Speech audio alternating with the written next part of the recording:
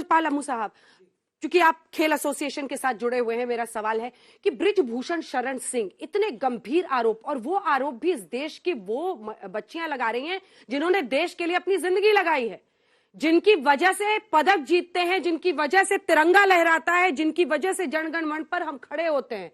ऐसी बच्चियों के आरोप के बावजूद आखिर इस कुश्ती संघ के पद से उनको क्यों नहीं हटाया जा रहा है, क्यों नहीं इस्तीफा दे रहा, उल्टा चुनौती दे रहा है कि मुंह खोल दूंगा तो सुनामी आएगी। देखिएगा, सुनामी तो हिंदुस्तान सुनामी कई बार देख चुका है और सुनामियों से कोई डरता नहीं हिंदुस्तान के अंदर। जहां तक बात बच्चियों की, ये देश का गौरव है, प्राउड है, ये देश के लिए तिरंगा उठा के चलती हैं, पूरा देश इनका सम्मान करता है। क्योंकि मैं हरियाणा ओलंपिक संघ से आता हूं और मैं स्पष्ट तौर पे कह रहा हूं, हरियाणा की बेटियां धरने पर बैठी 2 दिन से बैठी, दुख है।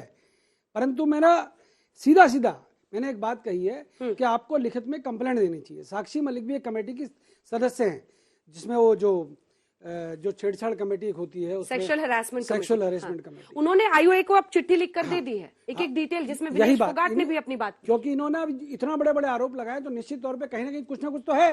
अब वो हुआ है और बेटियों के साथ हुआ, देश बेटियों की सुनता है, पूरा देश आज इस पर बहस कर रहा है। हल्ला बोल पे अंजना ओम कश्यप के शो को करोड़ों लोग देखते हैं। क्यों ना आज मैं बृजभूषण शरण सिंह से कह रहा हूं कि डराओ मत, सामने आओ और सामने आकर सामना करो। इंडियन ओलंपिक एसोसिएशन हो या हरियाणा ओलंपिक एसोसिएशन हो, हम खेल संघों के ऊपर नियंत्रण रखते हैं कि वहां गुंडागर्दी ना हो। अगर कोई गुंडागर्दी कर रहा है, अगर कोई इस प्रकार की हिमाकत कर रहा है, तो निश्चित तौर पे उसके खिलाफ कार्रवाई होनी चाहिए। हम बेटियों के साथ हैं, परंतु बेटियों को भी तय करना पड़ेगा कि कहीं तुम्हारे पीछे कोई दीपेंद्र हुड्डा टाइप का आदमी तो नहीं है, कहीं तुम्हारे पीछे कोई बड़ा उद्योग लगा दिया आपने, इफ एंड बट लगा दिया। मैंने एक बात, इफ एंड बट क्यों लगा रहे हैं? फर्क है इसमें। हरियाणा कुश्ती संघ के जो अध्यक्ष रह चुके हैं दीपेंद्र हुड्डा, और उनका मैंने परसों बयान सुना था। मैं भी एक और कांग्रेस की प्रवक्ता का सुन रहा था। मैं राजनीति नहीं करना चाहता, मैं सीधा कह रहा हूं, बेटियों के साथ अगर गलत हुआ है, बेटी को तुरंत लिखित में पुलिस में कंप्लेंट करनी चाहिए और दोषी को गिरफ्तार करके उसकी जांच होनी चाहिए, चाहे कोई कितने से बड़ा आदमी क्यों ना हो। ठीक है, ये मेरा दोनों लॉयर्स से मैं एक सवाल पूछना चाहती हूँ। कल से समझाया जा रहा है कि जब तक कंप्लेनेंट सामने नहीं आएगा, एफआईआर दर्ज नहीं होगी, तब तक कार्रवाई नहीं होगी।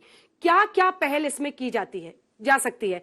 क्योंकि विनेश फोगाट कह रही है कि इन बच्चियों का पूरा करियर स्टेक पर है, वो खुलकर सामने नहीं आ रही है, लेकिन अब उन्होंने आईओए को चिट्ठी लिख दी है और एफआईआर करने पर भी वो विचार कर रही हैं। कानून इसमें क्या कहता है?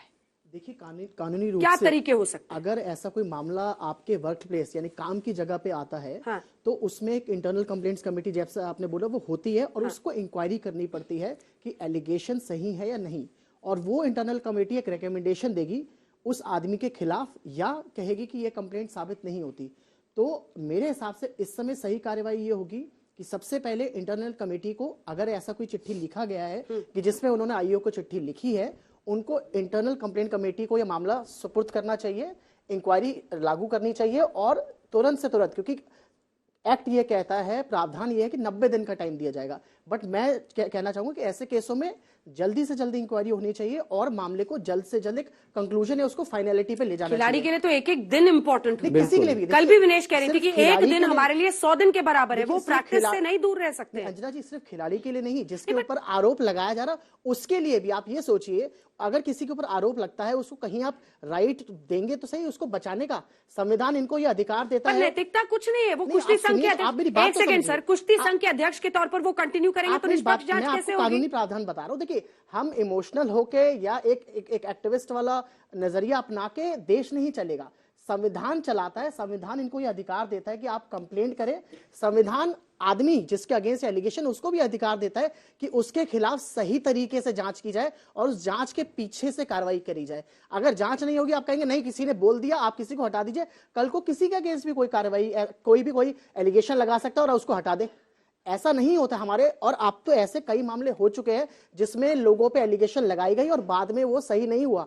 तो जो एक नुकसान होता है, हमें एक बैलेंस बनाना चाहिए कि जांच भी हो और जिसके खिलाफ कार्रवाई की मांग की जा रही है उसका भी कोई नुकसान आपका इस पर जवाब अल्पना जी। देखिए अंजना जी, जो खिलाड़ी हमारे धरने पर बैठे हैं वो हमारे देश का गौरव है, बैठे हैं, उनका विषय है। लेकिन मैं एक गंभीर विषय इसमें ये जानना चाहती हूँ, पूछना चाहती हूँ, ये विषय जनता के सामने लाना चाहती हूँ आपके शो के माध्यम से, कि वो बार बार कह रही हैं कि उनका यौन उत्पीड़न हुआ, एक विषय जो उनके तरफ से आ रहा है।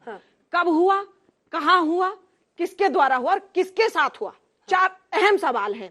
जब हुआ उस समय आप कहाँ थे? उस समय आपने क्यों नहीं सवाल जवाब उठाया? कैसा सवाल है? नहीं, मैं ये कैसा सवाल है? बिल्कुल इस पर कानून क्या कहता है? अरे मैं कभी भी आ सकते हैं सामने मैडम, लेकिन उस समय क्यों नहीं आए? उस समय क्यों नहीं आए? कानून की जानकारी नहीं आपसे, क्या मैं बात बिल्कुल जानकारी है। आप एक बात बताइए, आप एक वक्त के बाद आप जाग रही हैं, खिलाड़ी ये भोले भाले खिलाड़ी हैं, ये कठपुतली हैं, इनको मोहरा बनाया जा रहा है। जैसे जैसे हरियाणा में राजनीतिक सरगर्मियां तेज हो रही हैं, आप एक बात बताइए, पूरे देश के खिलाड़ी क्यों नहीं धरने पर उतर रहे हैं? क्या ओलंपिक संघ में सिर्फ हरियाणा के ही खिलाड़ी खेलते हैं? क्या हरियाणा के खिलाड़ियों को ही पीड़ा है? अगर पीड़ा है तो सारे देश के खिलाड़ियों को होगी। तो और खिलाड़ी क्यों नहीं सामने आते हैं? नंबर एक विषय। नंबर दूसरा विषय, मेरा ये जानना है का पूरा अधिकार है। बिल्कुल, उन्होंने ठीक है देर सवेरे इस बात का मुद्दा उठाया, लेकिन मुद्दा ही तो हो, मुद्दा ही तो हो। जिसके साथ उत्पीड़न हुआ वो कहां है? पहले ही आप धरने पर आ गए, इसका मतलब आपको देश के कानून पर भरोसा नहीं है, पुलिस पर भरोसा नहीं है,